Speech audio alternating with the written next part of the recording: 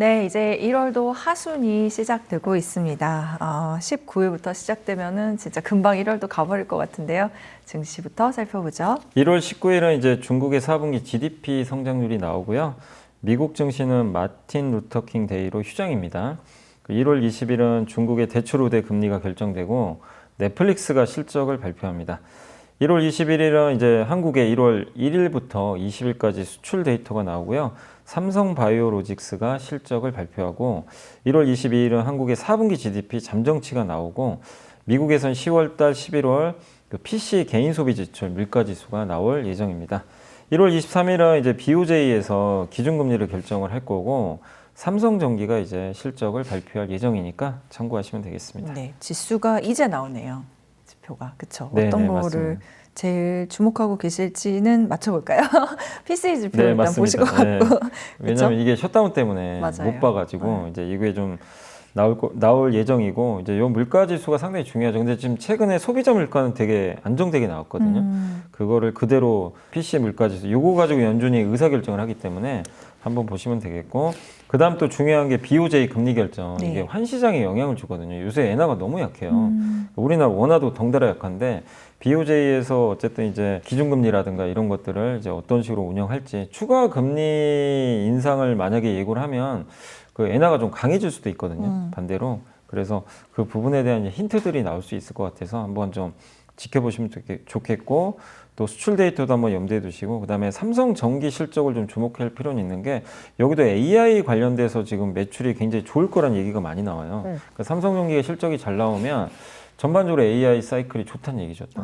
예. 그래서 삼성전기 실적까지 한번 잘 확인하시면 좋겠습니다. 어제 얘기를 해봤을 때 이제 자동차가 상승 업종 중에서 두드려졌잖아요. 자동차 대표주 그야말로 뭐 현대차 같은 경우는 아직도 여력이 많다고 하시지만 요즘 잘 가고 있는데 이게 특별히 요즘 많이 나오는 얘기 중에 로봇 쪽에서의 핵심 인력 영입에 대한 뉴스들이 또 나오더라고요. 네. 이거는 뭔가 현대차가 그만큼 의지가 강하다 이런 얘기 보여주는 거 아닐까요? 네, 맞습니다. 그래서 이제 사실 주가가 이제 많이 오른 게 이제 로봇 때문에 오른 게 맞아요. 올해 뭐 자동차가 많이 뭐 작년보다 훨씬 성장한다 이건 아니에요. CES에서도. 그래서 핵심은 로봇이죠. 그래서 주가는 이익 곱하기 PER이거든요. PER이 올라가 버린 거예요. 왜죠? 로봇 때문에 기대감이 생겨가지고 네. 이 중심에 보스턴 다이내믹스가 있잖아요.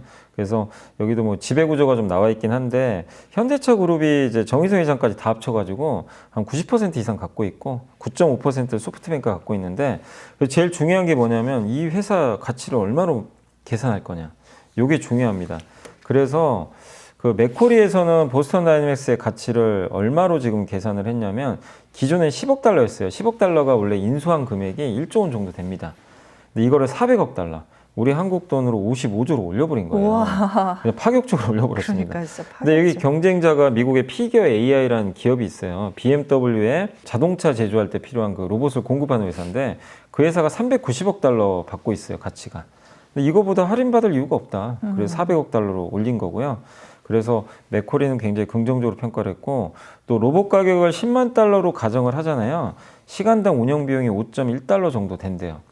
근데 미국의 연방 최저임금이 7.25달러, 선진국 자동차 공장의 평균 임금이 20에서 38달러래요. 그러면 로봇을 쓰면 훨씬 싸게 노동 비용을 줄여버릴 수가 있죠. 네. 그래서 자동차 회사들이 이거 쓰려는 이유는 명확합니다. 비용을 줄이기 위해서고 인건비를. 24시간 가동할 수가 있어요. 또. 그래서 그런 이제 효용이 있다 보니까 하겠다는 거고 그래서 이제 그런 것들을 이제 곁들여서 맥코리는 굉장히 긍정적으로 평가를 했고 하나투자증권에서 최근에 보고서 나온 거 보니까 저는 더 깜짝 놀랐습니다. 얼마로 기업 가치를 계산을 했냐면 네. 993억 달러. 그러니까 얼마냐면 이제 우리 한국 돈으로는 이게 100조 원이 넘어요. 우와. 아마 한 140조 나오는 것 같습니다. 테슬라 옵티머스 밸류가 2,800억 달러 정도 된대요. 여기서 64.5%를 할인했더니 993억 달러. 그래서 이거는 140조 원 정도의 가치가 생긴다. 아까 제가 맥코리가 55조라 그랬는데 여기는 140조 얘기를 해주셨고 JP모건은 얼마로 했냐면 가치를 70조 원 정도. 예. 그래서 이 많은 지금 증권사 쪽에서 보스턴 다이내믹스의 가치를 굉장히 뭐 높게 50조 이상으로 다 지금 했기 때문에 이 지분 가치가 그러면 높을 수밖에 없잖아요. 네. 현대차도 갖고 있고 그래서 현대차 전반적으로 그룹에 굉장한 이제 호재가 좀 될 수밖에 없다. 이렇게 좀 말씀을 좀 드리고 싶고, 지난주에 나왔던 뉴스 중에 그 해외에서 굉장히 유명한 사람들을 영입을 해버렸어요. 밀란 코박이라고, 이게 이분이 누구냐면 이제 그 현대차 그룹 보스턴 다이내믹스 거기에 자문 역할을 할 거래요. 로봇 하던 사람이에요. 로봇. 어디서? 테슬라에서. 테슬라, 옵티머스 2세대 부사장이었나? 네, 부사장으로 그렇죠? 저도 알고 있는데 거기 이제 개발 총괄을 했는데 로봇 손 같은 거 만들기 어렵잖아요. 이런 거 만들고 했던 사람이라고 합니다.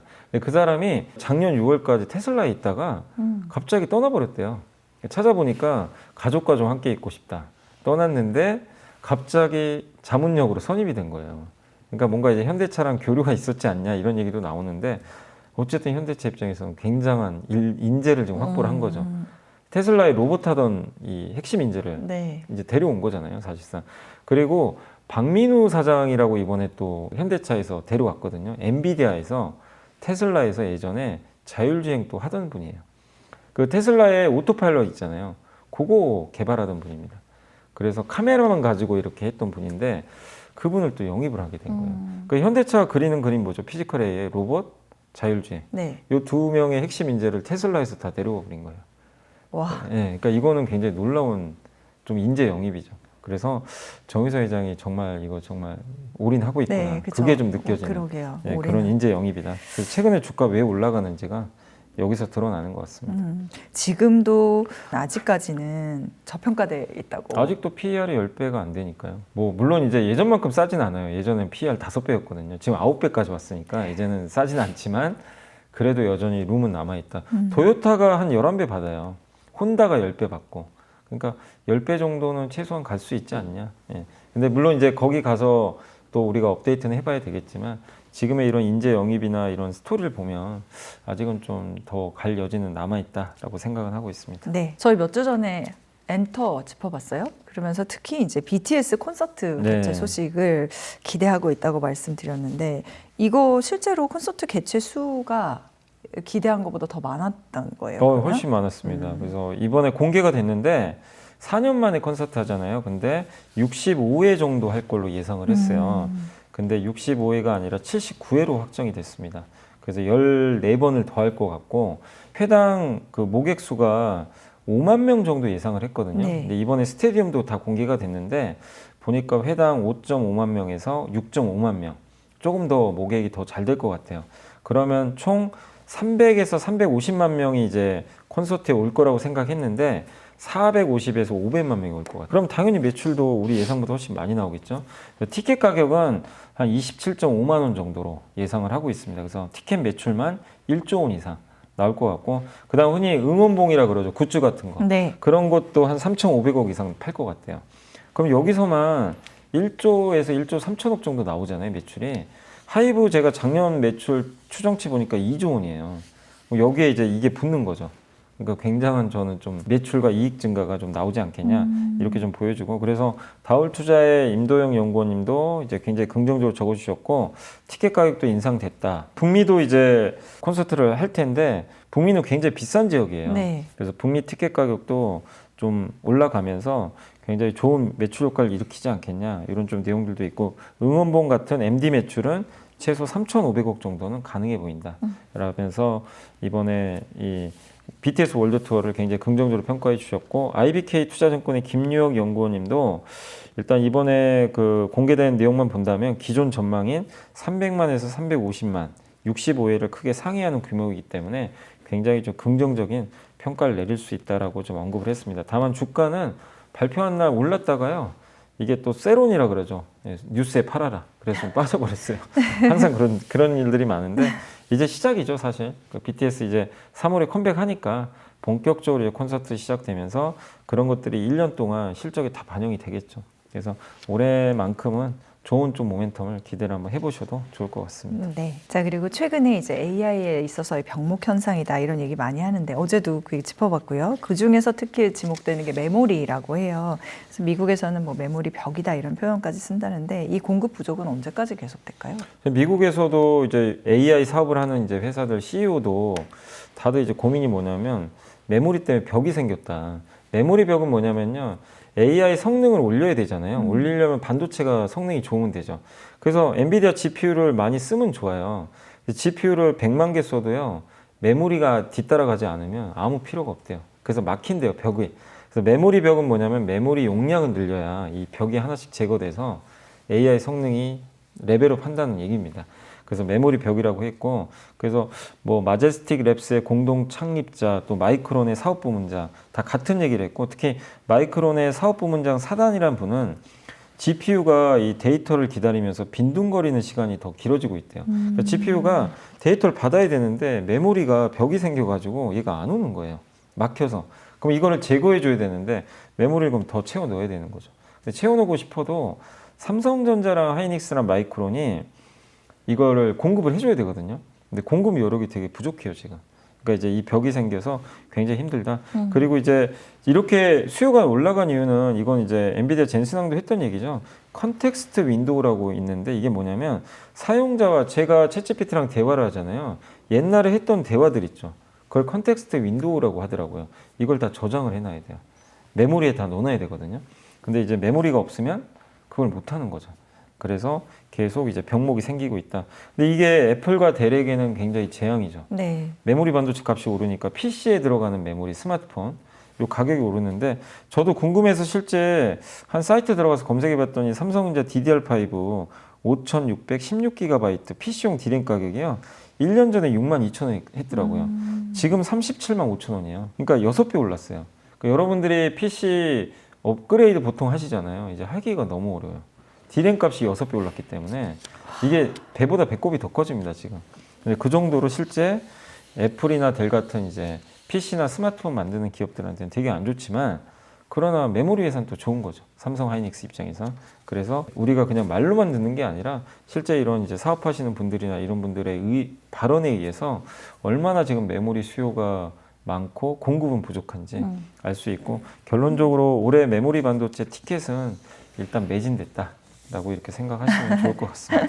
네, BTS 얘기하다가 갑자기 얘기하니까 BTS 티켓도 매진되고 메모리도 매진되고 그러니까요. 이게 다 매진돼 버리네요. 네, 다 매진되네요. 뭐 나쁘지 않은 소식들이라 네. 다행이에요.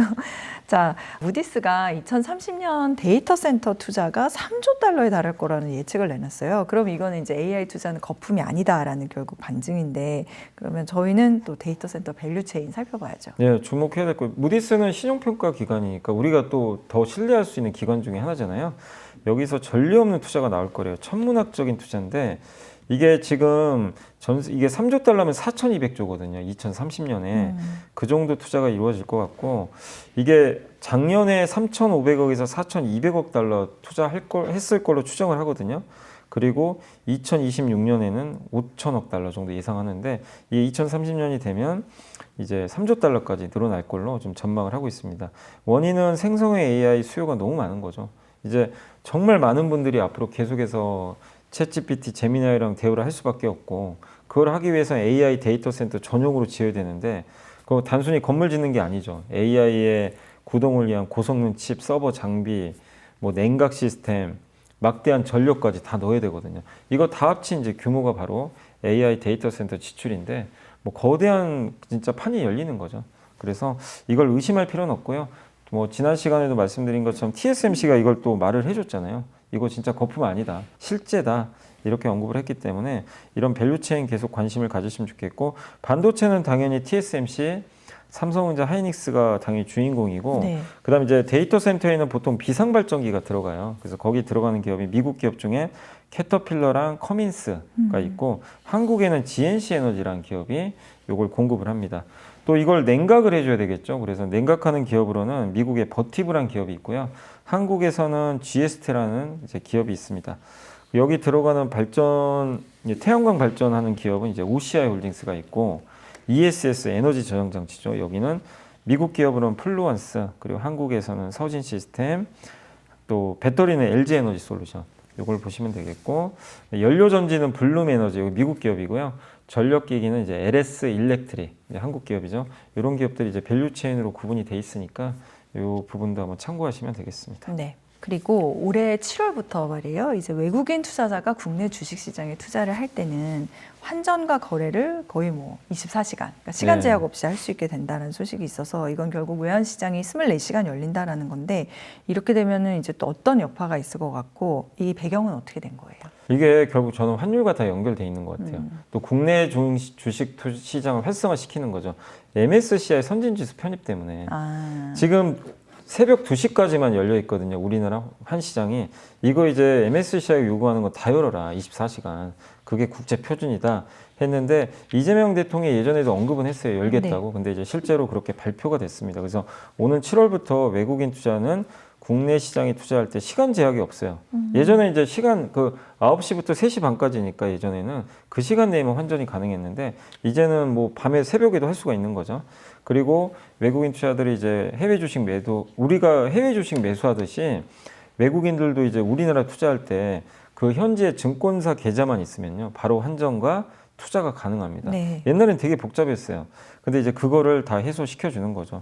그동안 안 했던 이유는 여기도 이제 김희재 재정경제부 국제금융계장이 뭐라고 했냐면 외환시장 전면 개장하지 않은 건 외환위기 트라우마 영향이 좀 있었다. 옛날에 그 외환시장 그게 공격당해가지고 한번 외환위기 온 적도 있었잖아요. 이제 그러다 보니까 환 공격에 대한 좀 이제 약간 두려움도 있었던 것 같아요. 근데 우리나라가 지금 최근에 순대외 금융자산, 외환 보유고도 엄청 많죠. 그렇기 때문에 이제 안정적인 여건이 갖춰졌다고 판단했고 그래서 새벽 2시까지 운영해서도 문제가 없었대요. 이제 24시간 열자 이렇게 합의를 또 봤다고 합니다. 결국 이거는 MSCI가 원하는 부분이고 선진지수로 갈 수 있는 제일 중요한 관문이 이제 열려버린 겁니다. 올해 6월에 MSCI가 발표를 하거든요. 선진지수가 되기 위한 먼저 조건이 관찰 대상국에 넣어야 돼요. 이러면 될 가능성이 높아요. 관찰 대상국에 들어가서 1년 동안 관찰합니다. 그러면 그 다음에 최종 결정을 해요. 네. 그럼 내년에 될 가능성이 높아요. 최종적으로는. 그래서 6월에 한번 기대를 해보시고 이게 되면 삼성전자, 하이닉스, 현대차, 뭐 삼성바이오, 셀트리온, KB금융, 삼성증권 같은 국내 대형주는 수혜를 받을 겁니다. 왜? 외국인들이 들어올 거니까. 그래서 전반적으로 환율에도 긍정적이고 주식시장에도 우호적인 어떤 정책 아닌가라고 생각을 하고 있습니다. 자, 대한민국 정부가 2026년 경제성장 대전략이라는 걸 발표했습니다. 이 내용도 살펴보겠습니다. 이게 이제 뭐냐면 얼마 전에 이제 그 비전 발표를 했거든요. 근데 우리가 그 지난 시간에 토요일 날 마지막에 보고서 설명해 드리면 생산성 얘기를 좀 해드렸잖아요. 그 전략들이 여기 담겨 있어요. 그러니까 정부도 알아요. 우리 한국의 생산성을 높여야 앞으로 이 경쟁력이 생긴다는 걸 알고 있기 때문에 그런 내용을 적어 놓은 겁니다. 그래서 경제 전략은 지금 중대한 전환점에 있다. 우리나라 경제가 맞죠. 그걸 맞죠. 인지하고 있고 제일 문제가 인구 감소, 글로벌 경제 질서 재편. 요즘 초등학생들이 정말 없어가지고 네. 해교 위기. 그러니까 이대로 가면 진짜 일론 머스크도 그랬거든요. 일본과 한국은 인구가 이제 없어질 거라고 그 얘기를 하긴 했어요. 그래서 이거를 진단을 했고 그래서 지금 생산 연령 인구가 감소하잖아요. 이거를 잠재 성장이 떨어지는데 이걸 이제 바꿔야 된다. 양극화도 되게 심하죠. 지방과 서울 이런 뭐 문제들. 그래서 뭘 이제 4가지 핵심 전략을 발표했어요. 첫 번째가 거시경제 관리하겠다. 한마디로 돈은 계속 풀겠다는 거예요. 네. 적극적 재정 정책 하겠다. 두 번째가 잠재 성장률. 그래서 국가 전략 산업을 육성합니다. 반도체, 방산, 바이오 이런 거 키우겠다. AI로 대전환하겠다. 이렇게 했고 생산적 금융이 뭐죠? 바로 주식시장으로 돈이 들어오게 만들겠다. 이걸 했고 그 다음에 과학기술 인재를 많이 양성하겠다. 그리고 세 번째가 국민 균형 성장인데 양극화 해소. 지방주도로 성장하겠다는 거예요. 그리고 대기업과 중소기업 같이 성장. 그리고 여기도 엔터 얘기가 나오는 게 이제 문화가 이끄는 성장을 해야 된다. K컬처나 K관광산업을 새로운 성장 동력으로 육성하겠다. 그리고 마지막이 대도약 기반 강화인데 여기 이제 뭐냐면 규제도 좀 개혁해주고 국민 성장 펀드 있잖아요. 여기 이제 150조 이런 얘기도 좀 들어가 있기 때문에 이런 것들을 이제 잘 균형적으로 좀 종합적으로 좀 전략을 세워서 우리나라가 지금 부족한 잠재 성장률, 양극화 이 2가지 문제를 한번 해결을 해보겠다. 물론 시간은 걸리겠지만 그렇게 언급을 했고 올해 경제 목표도 발표는 됐거든요. 거기서 이제 주목해서 보실 만한 게 작년에 건설 투자가 9.5% 역성장했어요. 근데 올해는 2.4% 증가하는 걸로 나왔어요. 건설 투자가 좀 늘어나는 거는 건설주한테는 좋을 것 같고 경상수지가 작년에 1,180억 흑자였는데 올해는 1,350억 흑자로 더 늘어날 것 같습니다. 그렇게 되면 이거는 이제 우리나라 달러가 들어오는 거니까 네. 환율에는 좀 긍정적일 것 같아요. 그래서 이런 경제 목표까지 발표됐으니까 한번 지켜보시고, 이게 뭐 당장 뭐 갑자기 가시적인 성과가 나오는 건 아니지만 정부가 일단은 위기의식은 갖고 있는 것 같아요. 이대로 가면 몇 년에 위험하다. 그래서 전략은 세웠고 관건은 이게 얼마나 효과가 나올지는 우리가 좀 지켜봐야 되겠습니다. 네, CES에서도 이런 얘기 나왔었는데 이거 하나 더 여쭤보고 마무리할게요. 네. 그 원전주가 최근에 이제 뭐 조방원 얘기도 지난주에도 연불리의 비밀리터에서 나왔지만은 원전주가 최근에 계속해서 뜨겁고 특히 뭐 두산 에너빌리티나 현대건설 등이 지금 강한데 일각에서는 이거 고평가된 거 아니냐 이런 시각도 있어서 원전주에 대한 투자 어떤 스탠스 어떻게 가져가는 게 좋을지. 근데 이게 원전은 이게 짓는데 10년 걸리잖아요. 또 SMR 소형 모듈 원자로도 5년 정도는 필요해요. 근데 이런 업종을 가지고 실적 안 나온다고 당 나올 수가 없어요. 지금 실적이 안 나오죠. 그게 당연한 건데 그러면 그거 보면 당연히 비싸죠. 뭐 숫자는 없으니까 아직은. 그래서 고평가로 평가하면 사실 투자를 할 수가 없는 거죠. 네, 근데 이런 기업들은요 밸류로 평가하시면 안 돼요. 밸류로 보고 아 비싸니까 안 해야지 이렇게 하면은 아예 접근 자체가 안 됩니다. 그래서 그냥 두산 에너빌리티는 현대건설이든 원전주는 그냥 비싼 걸 인정하시고 투자를 하셔야 돼요. 예. 그래서 숫자는 아직은 좀 확인은 더 필요하지만 이제 저는 시작일 수밖에 없다. 왜 이렇게 보냐면 지난 20년 동안 미국 원전 시장 암흑기였어요. 원전 짓지도 않았거든요. 딱 2개 정도 졌어요. 근데 지금 트럼프 대통령이 뭐 하려고 그러죠? 2030년까지 10기 착공, 2050년까지 300개 짓겠다는 거예요. 네. 거대한 시장이 지금 열려요. 근데 원전을 왜 선호하냐면 24시간 무탄소예요. 계속 끊임없이 전력을 무탄소로 AI 데이터 센터에 제일 좋아요. 이걸 투입을 하면 가장 좋죠. 왜냐하면 끊김이 없잖아요. 예. 탄소 배출도 없고. 근데 미국의 문제는 원전 시공 능력하고 인력이 없어요. 그래서 지금 한 보고서에 나온 건 뭐냐면 미국의 신규 원전과 관련된 인력으로 건설업이 2,100명, 제조업이 1,700명인데 대형 원전 2기에 최대 3,000명 정도가 투입이 돼야 된대요. 근데 인력이 좀 부족하대요. 예. 2기에 3,000명인데 10기 지으면 뭐 그냥 우리가 그냥 곱하기만 해도 3만 명 필요하잖아요. 근데 우리나라는 한국 원전 산업대 인력이 설계업이 4,495명, 제조업이 7,900명이 넘어요. 한국은 인재풀이 굉장히 많은 거죠. 이 얘기는 한국에 도움이 없으면 미국이 원전을 저렇게 짓는 건 어렵다. 그래서 두산 에너빌리티, 현대건설이 수혜를 받을 수밖에 없고 이 두 회사는 또 대체가 불가능한 그런 또 이력들을 좀 갖고 있거든요. 그래서 이제 시작 단계의 산업은 밸류를 보시면 안 되고요.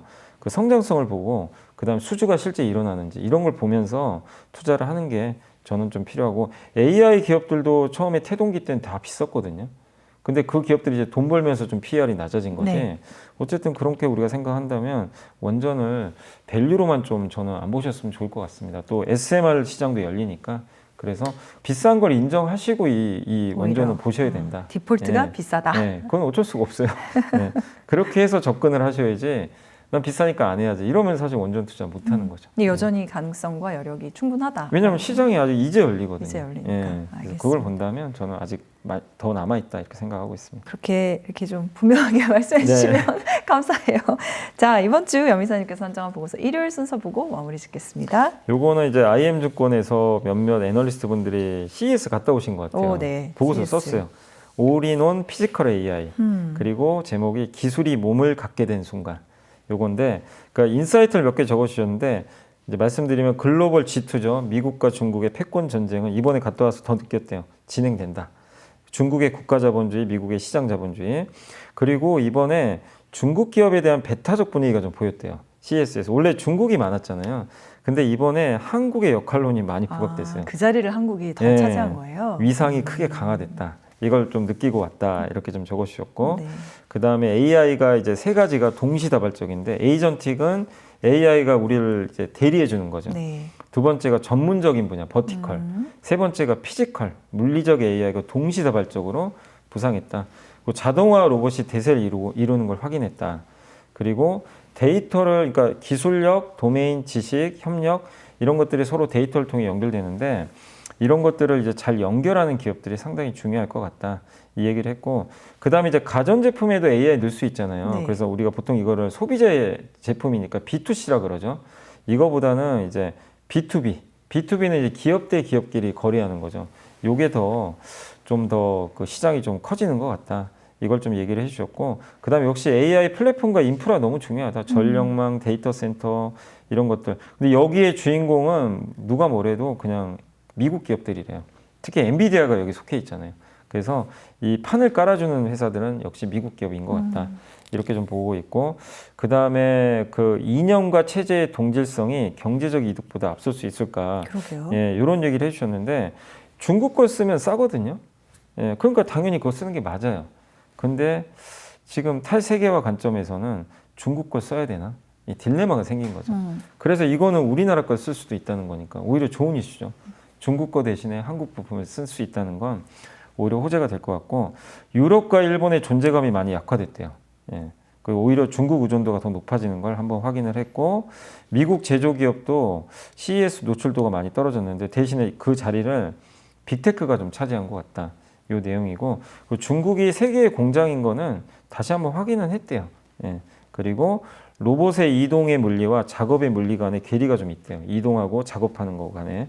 이들을 얼마나 통합을 잘하느냐가 로봇 기술의 좀 핵심이 될 것 같다. 이런 걸 얘기해 주셨고, 그저 몇 가지만 좀 더 말씀드리면, 네. 보스턴 다이내믹스가 왜 엔비디아랑 그 제휴하고 구글의 딥마인드까지 결합했나, 이것 때문에 주가 좀 많이 올랐잖아요. 그 세 가지를 적어주셨는데, 첫 번째가 훈련소 개념이래. 이게 무조코라고 하는데, 훈련소, 그러니까 아틀라스라는 로봇이 이제 걸음말 해야 되잖아요. 그런 운동신경을 배울 수 있는 게 이 훈련소. 요게 하나가 있고, 여기에 엔비디아의 가상 공장을 이제 접목을 시킨대요. 그래서 엔비디아 가상 공장 뭐냐면 이 안에서 아틀라스 수백 대를 한 번에 학습시키는 거예요. 요게 있고, 마지막이 구글의 딥마인드 있죠. 지능을 넣어줘요. 그래서 얘가 이제 실제로 아틀라스가 정해진 경로로 가는 게 아니라 우리 인간처럼 그 사람의 말을 이제 알아듣고 상황 판단해서 알아서 가는 거예요. 예, 그게 이제 AI잖아요, 실제로. 그래서 이 세 가지를 접목시켜서 지금 보스턴 다이내믹스가 앞으로 훈련을 할 거다. 그래서 구글과 엔비디아랑 같이 제휴를 맺었다는 게 굉장히 좀 핵심이고, 그 다음에 여기서 또 주목할 만한 기업 중에 하나로 꼽은 게 삼성전기. 예, 삼성전기가 피지컬 AI 시대의 종합 부품업체로 재정이 할 것 같다. 네. 여기 들어가는 MLCC, 카메라, 기판 이런 것들을 다 공급을 할 예정이거든요. 그리고 삼성전기가 실제로 그 로봇 손에 들어가는 액추에이터를 아직은 이건 확정된 건 아닌데 그 만들 거란 또 내용도 여기 보고서에 들어가 있어요. 액추에이터. 이 로봇 손에서 제일 중요한 거거든요. 손가락에서. 네. 네, 그래서 그런 사업까지도 열려 있기 때문에 한번 삼성전기도 주목을 해보자라는 그런 내용이 있으니까 참고를 해주시면 좀 좋을 것 같습니다. 이번에 사실 저도 CES를 다녀왔는데요. 네. 정말 너무 볼 시간이 부족하더라고요. 아, 그래요? 네, 그래서 진짜 이거는 계속 두고두고 얘기를 해봐도 될 음. 만큼 이렇게 짧은 시간에 정리할 건 아니다라는 네. 생각이 들었는데, 앞으로 또 관련 기사들 계속 팔로우업하면서 네. 2026년 전반적으로 증시에 미칠 영향을 짚어보도록 하겠습니다. 그래서 오늘 장시간 감사드리고요. 다음 주말도 잘 부탁드리겠습니다. 네, 감사합니다. 감사합니다.